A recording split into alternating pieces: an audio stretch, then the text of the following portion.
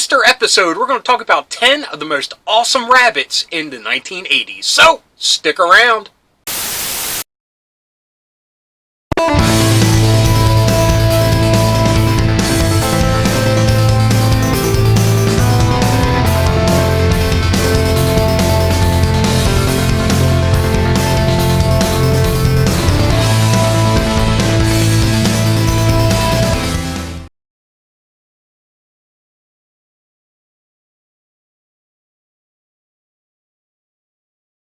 Hello everybody and welcome to Days of Dorker Past. My name is Rob and in this episode we're going to talk about 10 of the most awesome rabbits from the 1980s. Easter is right around the corner and the Easter Bunny is set to crawl out of his dank and dark warren to deliver colorful eggs and candy to all the good boys and girls.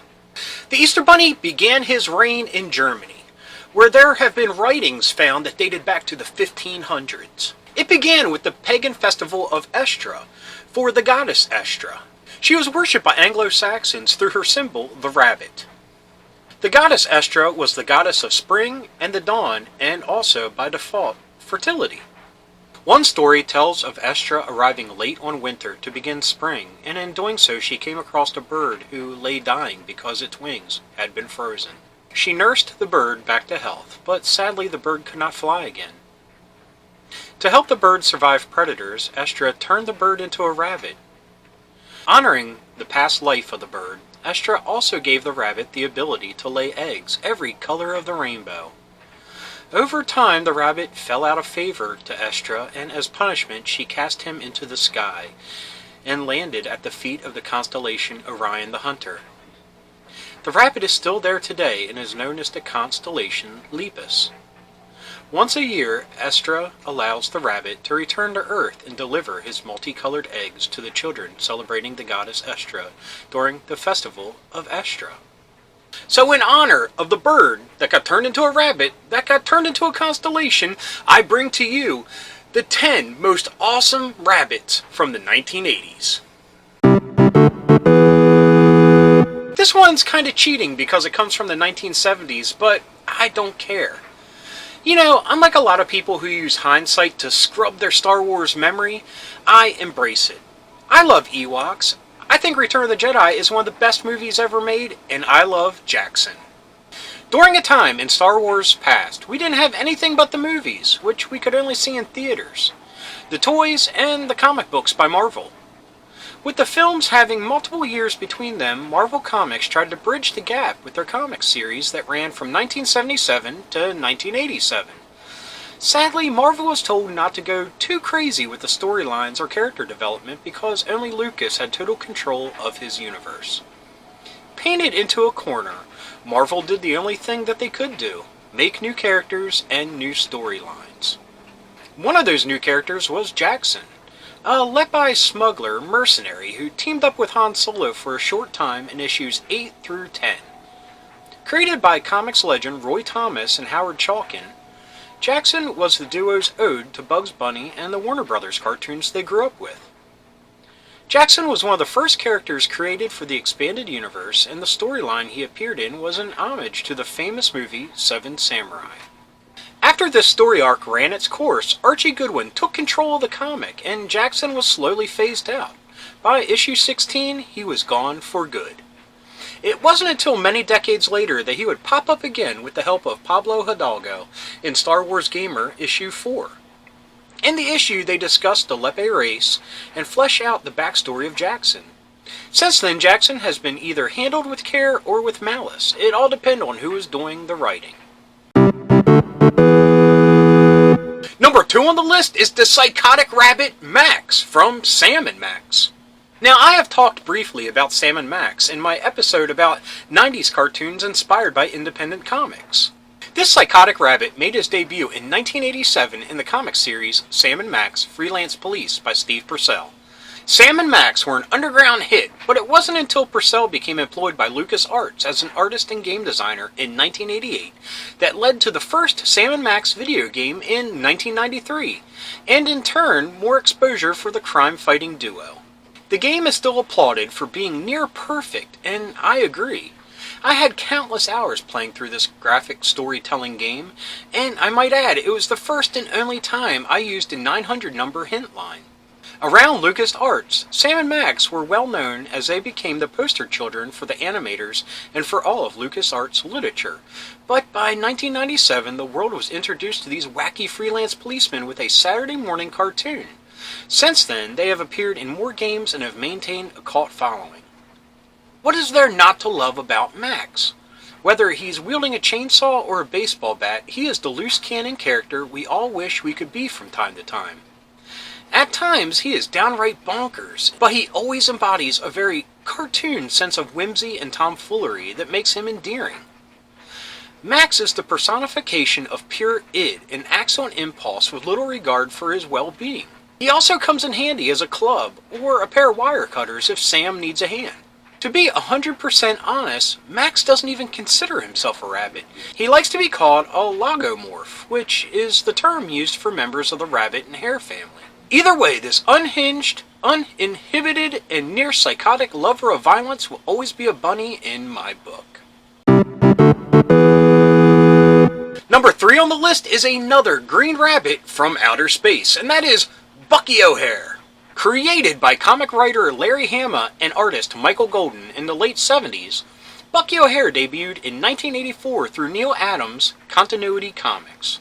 Though it only had a very limited run in the 80s, Bucky OHare spawned a syndicated cartoon in the early 90s, which then gave way to a toy line and a Nintendo game. How odd is it to have 2 green alien rabbits on one list? Anyway, Bucky OHare and his crew live in a parallel universe known as the Aniverse. In the Aniverse, a galactic war is being waged between the United Animal Federation and the sinister Toad Empire. Behind this conflict is an advanced computer known as Complex, who has brainwashed the Toad Empire into doing its evil bidding. Bucky and the crew of his spaceship, the Righteous Indignation, are aided by a young Earth boy named Willie, who is a super genius who created a portal on Earth that accidentally sent him to the Aniverse. Willie eventually stays and becomes the ship's engineer. The series abruptly ended and alluded to a second chapter.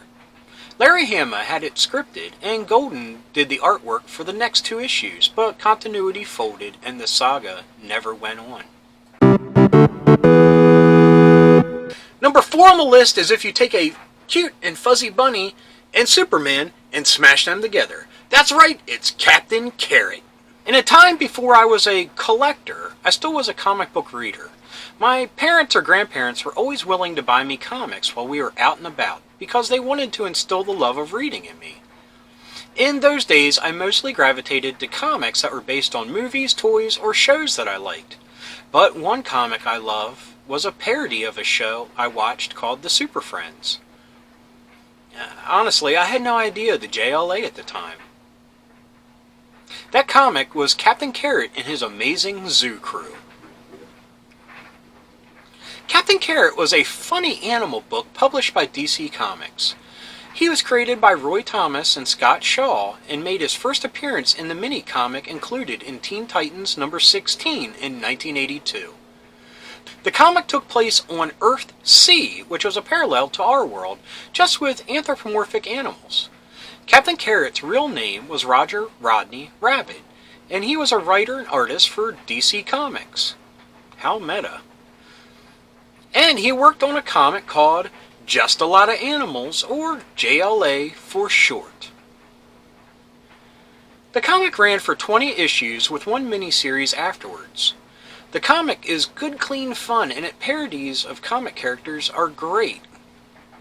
They had a follow-up series in 2007 that was good, but had an ending that actually brought tears to my eyes. With Earth C, or Earth 26 as it was later known, on the brink of destruction, the zoo crew saved as many people as they could and placed them on a ship to fly to safety. After their journey, they ended up on Earth 1, and when the ship's doors open, we are shown normal animals coming out. In coming to Earth 1, they were all turned back into normal animals from their cartoony anthropomorphic forms. More recently, though, the zoo crew have been restored back to their anthropomorphic selves and saved the day again. Number 5 on the list comes from one of my favorite comics of all time, and that is Miyamoto Usagi. Created by Stan Sakai in 1984, Usagi Yojimbo is hands down one of the best comics ever created. Spanning 3 different companies, over 220 issues collectively, and 36 years, Usagi Yojimbo is one of the biggest success stories of a creator-owned comic book. Taking place during the beginning of the Edo period of Japanese history, Usagi Yojimbo tells the tale of Ronin samurai Miyamoto Usagi, who is on a warrior's pilgrimage after the death of his lord. Along the way, Miyamoto sells his sword as a bodyguard and defends the defenseless, while also uncovering pieces of his past while building a future. What makes this comic the best is that it draws so much from Japanese history, folklore, and culture. It pays direct homage to Japanese cinema, from masters like actor Toshiro Mifune, director Akira Kurosawa, and famous characters like the blind swordsman Zetoichi. All these homages and references blend seamlessly into the story and feel organic and alive. The whole series feels alive. Sakai prides himself on the crisp art and the faithfulness to the clothes, architecture, and life of feudal Japan. His writing is also simplistic yet beautiful, with a masterful blending of humor, action, drama, and even horror. Oh, did I mention that Usagi Yojimbo also features monsters and creatures from Japanese culture and folklore? That is perfection. Number 6 on the list is another alien bunny. This time it's from Masters of the Universe. Created by writer Paul Dini and storyboard artist Warren Greenwood, Plutodarr the Spoiler was the ruler of Tranus. This once beautiful and vibrant planet was reduced to a wasteland after Plutodarr built a massive factory to harvest the planet's natural resources for profit and a magical elixir. This muscular, lavender, humanoid rabbit controls an army of robotic rabbit soldiers that help to capture He-Man. Trapped on the planet with amnesia, He-Man was accompanied by Gleedle and her white tiger companion. Even though Gleedle was an avian humanoid, she reminded He-Man of Teela and her white tiger of Cringer, even though he couldn't remember the details. Refusing to help Plutodarr, He-Man and Gleedle were trapped in Plutodarr's dungeon until Orko, Ram-Man, and Cringer came to save them. After He-Man was freed and his memory restored by his friends, Plutodarr feared for his life and his elixir, so he loaded up a rocket with his elixir to escape. He-Man leaped aboard it as it launched and redirected it into the planet's atmosphere, where it exploded and restored Tranus to its formerly clean and pure state. Gleedle then forced Plutodarr to tear down his factory, and all was right with the world. Or the Tranus world. Number 7 is from a hit Disney film, and that is Roger Rabbit. First introduced in the 1981 novel Who Censored Roger Rabbit by author Gary K. Wolfe, Roger Rabbit went through many changes before landing on the big screen in 1988. In the novel, Roger is murdered after hiring private detective Eddie Valiant to investigate why Roger wasn't given his own comic strip after he was promised one. After Eddie discovers Roger's body in his home, he sets out to find the killer. Eddie is assisted by Roger's Doppel, which is a clone that comic characters can create of themselves that only last a few days, and are the reason comic characters can endure so much punishment. In the hit Disney film, they changed Roger and the other characters from comic strip stars to cartoon actors. They also changed the murder of Roger storyline into the plot of Roger being the potential murderer, which also kind of plays out in the novel. Most of the main characters remain, but with some minor changes, including appearances and their relationship to Roger. But if they would have followed the novel for the film, it would have been a much different and darker experience. Number 8 is a little bunny that has grown in popularity since he was created in 1986, and that is Bean Bunny. First making his appearance in The Tale of the Bunny Picnic in 1986, Bean Bunny has become a mainstay in the Muppet universe created by Jim Henson. The Tale of the Bunny Picnic first aired on HBO on March 26, 1986, and the original airing featured an introduction by Jim Henson himself. This 1-hour storybook special tells the story of Bean Bunny, who learns that he is worthwhile even though he seems too insignificant to be of much help to anyone. Bean wants to help with the preparations of the annual Bunny Picnic, a special celebration of the first day of spring marked by a visit from the storyteller Bunny. But his older siblings consider him to be a nuisance. When Bean wanders off into the forest, he becomes alarmed when he sees a dog, and goes back to warn the others. But a dog has not been seen in the area for many years, and because Bean has a reputation for daydreaming and pretending, no one in the warren will believe him. The traits of daydreaming and pretending stuck with Bean Bunny, as he would later join the Muppet cast in 1989's The Jim Henson Hour, and in animated form in the later seasons of Muppet Babies. Soon he would take a feature role in Muppet Vision 3D in Disney World and become a main character in future films and specials. Number 9 is a villain straight from Marvel Comics, and that is White Rabbit. Lorinda Dodson was born into a wealthy New York family. She lived a privileged and sheltered life, but yearned for more. It wasn't until she was 25 and married off to a very wealthy 82-year-old businessman as a trophy wife that she started living the life she truly wanted, after she murdered her new husband and inherited his vast fortune. Wanting adventure in her life, she became a costume villain and took inspiration in her favorite childhood novel, Lewis Carroll's Alice in Wonderland. Taking the guise of the White Rabbit, she started to do petty crimes, robbing fast food restaurants and such, until she started being thwarted by heroes such as Frogman and Spider-Man. Since then, White Rabbit has teamed up with many other villains in the Marvel Universe and even led her own team of villains. Spider-Man has been a constant thorn in her side and has been the focus of many of her schemes of revenge. Number 10 on the list comes from the world of commercials, and that is the Energizer Bunny. Exploding on the scene in 1988, the Energizer Bunny was first created as a parody of the Duracell Bunny, which first appeared in television advertising in 1973 in its Drumming Bunny commercial. Duracell had purportedly trademarked the Drumming Bunny character, but whether they had or not, said trademark had lapsed by 1988, providing Energizer an opening to create their own trademark. In his first commercial appearance, the Energizer Bunny bursts onto the scene during a recreation of the old Duracell commercial, one-upping the simple Duracell Bunny by having a bass drum and twirling his mallets. Throughout the 80s, the Energizer Bunny parodied many other types of commercials. The bunny drummed his way through everything from sinus medicine commercials to coffee commercials.